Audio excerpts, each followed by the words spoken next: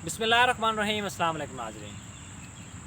गुज़श्ता काफ़ी दिनों से भारत और चाइना के माबैन एक बहुत बड़ा मुआरका चलता आ रहा है, जो लद्दाख पेंगोंग पर जो तनाज़ा इलाके हैं वहाँ पर वो तनाज़ा चलता आ रहा है।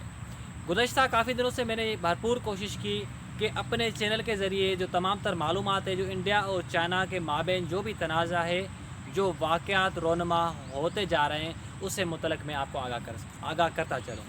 अपने वीडियो में मैंने ये पेशन गोई की थी और आपको बताया था कि चाइना अनकरीब भारत के ऊपर हमला करने वाला है और ये सूरत हाल पैदा होती हुई नज़र आ रही है। भारतीय अखबार इंडियन एक्सप्रेस के मुताबिक उन्होंने इस बात की तस्दीक की है कि जो चाइना है, चाइना ने इंडिया के मुख्तलिफ़ इलाक़ों में, पेंगोंग में और जो दीगर इलाके हैं वहाँ पर एयर बेस उन्होंने बनाना शुरू कर दिया है। टोटल जो तनाज़ा है वहाँ पर फिंगर 8 है। फिंगर 8 का मतलब ये है कि 8 ऐसी पॉइंट्स हैं जिनके ऊपर ये भारत और चाइना के माबैन एक तनाज़ा चलता आ रहा है। तो चाइना ने तकरीबन फिंगर 5 तक कब्ज़ा कर लिया है। अब टोटल पीछे बचते हैं 4, जब नहीं इसके बाद टोटल बचते हैं 3।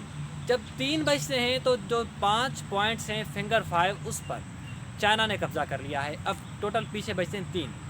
अब यहाँ पर सूरत हाल ये पैदा हो रही है कि चाइना ने इंडिया को धमकी दी है कि जितने भी मेरे इलाके हैं वो खाली करो, अगर आप खाली नहीं करोगे तो भारत को निस्तो नाबूद कर देंगे और भारत का जो नक्शा है वो मिटा के रख देंगे। भारत इस वक्त काफ़ी बौखलाहट का शिकार है। मोदी सरकार इस बात का फ़ैसला नहीं कर पा रही कि आखिर वो करे तो करे क्या। चाइना ने इंडिया को धमकी दी है कि फिंगर 3 आप खाली कर दें, अगर आपने फिंगर 3 खाली नहीं की तो हम मज़ीद हमला करके अपनी वो जो जगह है वो वहाँ पर कब्ज़ा कर लेंगे। फिंगर 3 की जो बड़ी मेन बात है वो ये है कि फिंगर 3 में भारत का बहुत बड़ा मिलिट्री बेस है और स्ट्रांग मिलिट्री बेस है। अब भारत बौखलाहट का शिकार है कि आखिर ये वाक़या कैसे होगा। तो चाइना ने भारत को धमकी दी है कि आप फिंगर 3 खाली करके आप फिंगर 2 पे चले जाएं। अगर भारत फिंगर 3 खाली करके फिंगर 2 पे चला जाता है तो पीछे बचते हैं टोटल 2 इलाके। जब 2 इलाकों पर भी चाइना की जब कब्ज़ा करेगा तो ये कोई मुश्किल काम नहीं होगा। उसके बाद चाइना ने ये वाज़ेह इंडिया को, मोदी सरकार को पैगाम दिया है कि अगर आपने हमारे इलाके खाली नहीं किए तो हम हर सूरत में आपसे अपने इलाके लेकर रहेंगे। आप ये देखें कि अगर एक मुल्क दूसरे मुल्क में अपने हेलीपैड बनाए तो ये कितना मुश्किल काम है। ये इंतहाई मुश्किल काम है कि दूसरे चाइना अपने मुल्क से उठकर भारत में जाकर अपने जो है एयरबेस बना रहा है, अपने हेलीपैड बना रहा है। तो ये बहुत बहुत बहुत बड़ा मुश्किल काम है। ये वक्त आ गया है कि भारत के ऊपर एक बहुत बड़ा कठिन वक्त है। भारत इस वक्त फ़ैसला नहीं कर पा रहा कि आखिर उसने करना क्या चाहिए। भारत की जो मोदी सरकार है उसकी जानिब से ये एक स्ट्रेटजी तैयार की गई कि वो किसी तरीके से दूसरे ममालिक से रब्ता करके वो तनाज़ा हल करने की कोशिश करें, मगर चाइना इस बात का अभी तक मुतहम्मिल नहीं है और ना ही वो इस बात पे कंप्रोमाइज़ करने को तैयार है कि वो भारत के साथ कंप्रोमाइज़ करेगा। चाइना ने दो टोक ऐलान किया है कि हम हर सूरत में भारत के साथ, जो भारत के पास इलाके हैं, जो हमारे इलाके हैं, चाइना ये क्लेम कर रहा है कि ये इलाके हमारे हैं और ये हम अपने इलाके हर सूरत में लेकर रहेंगे। मोदी सरकार ने इससे पहले, इसके बाद रूस के साथ कोशिश की, उन्होंने रब्ता किया, रूस का दौरा भी किया और रूसी हकाम को, रूसी सदर को गुजारिश की कि आप इस मामले के दरमियान आएँ और ये तनाज़ा आप हल करने की कोशिश करें। तो चाइना ने रूस के ऊपर प्रेशर डालकर ये कहा कि आपने भारत की मदद नहीं करनी, तो रूस ने भी भारत की मदद करने से इनकार कर दिया। तो चाइना ने इस बात की भारत को भरपूर तरीके से धमकी दी है कि हम अपने इलाके लेकर रहेंगे। जब रूस की जानिब भारत बढ़ा और उससे मदद मांगने की कोशिश की तो रूस ने भी जवाब दे दिया। बड़ी अहम बात यह है कि रूस کے ساتھ بھارت نے یہ امید لگائی تھی کہ روس ہمارے ساتھ تعاون کرے گا، مگر روس نے اس بات کا صاف صاف انکار کر دیا۔ بھارت اور روس کے درمیان ایک ہتھیاروں کی ڈیل ہوئی تھی، وہ ہتھیاروں کی ڈیل تقریباً 800 ارب ڈالر پر مبنی تھی، تو اس پر بھی بھارت نے بڑی کوشش کی کہ یہ ڈیل کسی طریقے سے کامیاب ہو جائے، مگر روس نے اس کو کلیئر کٹ جواب دے دیا اور کہا کہ ہم آپ کو نئے ہتھیار سپلائی نہیں کریں گے۔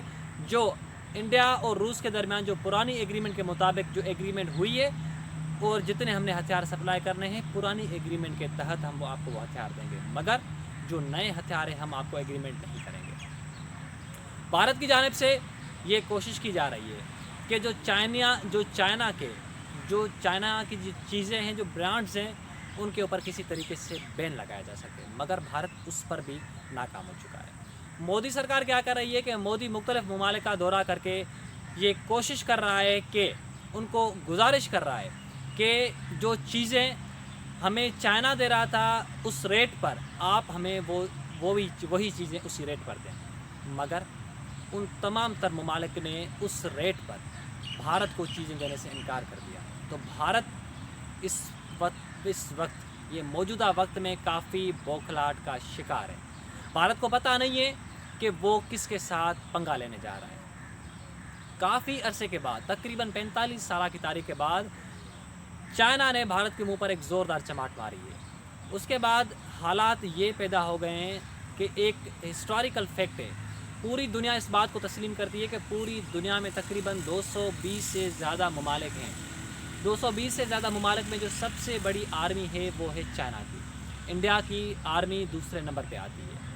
تو یہ جو سارا تنازع چلتا آ رہا ہے، یہ بیسیکلی جو چلتا آ رہا ہے کہ بھارت چاہ رہا ہے کہ یہ علاقہ لداخ، گلوان ویلی، پینگونگ ویلی، جو PP-14 پوائنٹ ہے یہ ہمارے ہیں، اور چائنا اس بات کو کلیم کر رہا ہے کہ یہ علاقے ہمارے ہیں۔ تو دونوں ممالک میں کافی اس بات پر یہ لوگ متفق نہیں ہو سکے کہ آخر یہ علاقہ ہے کس کا۔ تو بھارت کی جانب سے یہ بھرپور کوشش کی جا رہی ہے۔ بھارت بار بار مودی سرکار، مودی خود میڈیا پر آ کر اپنے عوام کو گمراہ کر رہا ہے، حقائق سے آگاہ نہیں کر رہا، جبکہ جو انڈیا کے اخبار ہیں، جو انڈیا کے انالسٹ ہیں، جو تجزیہ نگار ہیں، وہ اس بات کی تصدیق کر رہے ہیں کہ چائنا کافی حد تک بھارتی حدود میں داخل ہو چکا ہے۔ جو میں نے آپ کو بتایا تھا کہ فنگر 5 پوائنٹ ہے، فنگر 5 کے بعد فنگر 4، فنگر جو 3 پوائنٹ ہے اور فنگر 4، وہاں پر تقریباً کوئی 2 کلومیٹر کا فاصلہ ہے۔ اب چائنا فنگر 4 تک آ گیا ہے، 2 کلومیٹر کے فاصلے کے بعد فنگر 3 ہے۔ تو آپ یہ دیکھیں گے فنگر 3 میں بھارت کا بہت بڑا ملٹری بیس ہے اور مضبوط ملٹری بیس ہے۔ وہاں پر چائنا نے دھمکی دی ہے کہ یہ آپ اپنا ملٹری بیس خالی کریں، اگر آپ یہ اپنا ملٹری بیس خالی نہیں کریں گے تو ہم آپ کے اوپر حملہ کر کے یہ آپ سے زبردستی ملٹری بیس خالی کروائیں گے۔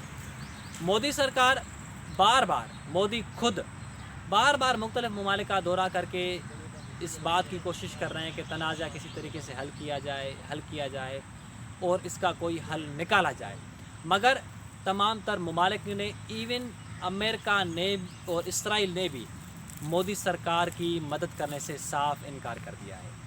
Bharat United nation security council کا 8ویں مرتبہ نان پرماننٹ ممبر تو بن گیا، مگر جس ادارے کا ممبر بنا وہ ادارہ آتا ہے یونائٹڈ اسٹیٹس آف امریکہ میں، تو یونائٹڈ اسٹیٹس آف امریکہ بھی اس کی مدد کرنے کو تیار نہیں ہے۔ بھارت کافی اس وقت بوکھلاہٹ کا شکار ہے، اس کو یہ چیزیں سمجھ نہیں آ رہی کہ آخر ہونے کیا جا رہا ہے۔ انشاءاللہ اگر اللہ نے چاہا تو یہ وقت قریب ہے کہ کشمیر بہت جلد آزاد ہوگا۔ صورتحال ایسی صورتحال پیدا ہونے جا رہی ہے کہ بھارت دن بدن کمزور ہوتا ہوا نظر آ رہا ہے اور کمزور ہوتا جا رہا ہے۔ تو یہ جو صورتحال ہے، یہ صورتحال کافی کٹھن ہے، کافی مصیبت ہے۔ تو انشاءاللہ اگر اللہ نے چاہا، میرے مولا نے چاہا، تو بہت جلد کشمیر آزاد ہوگا۔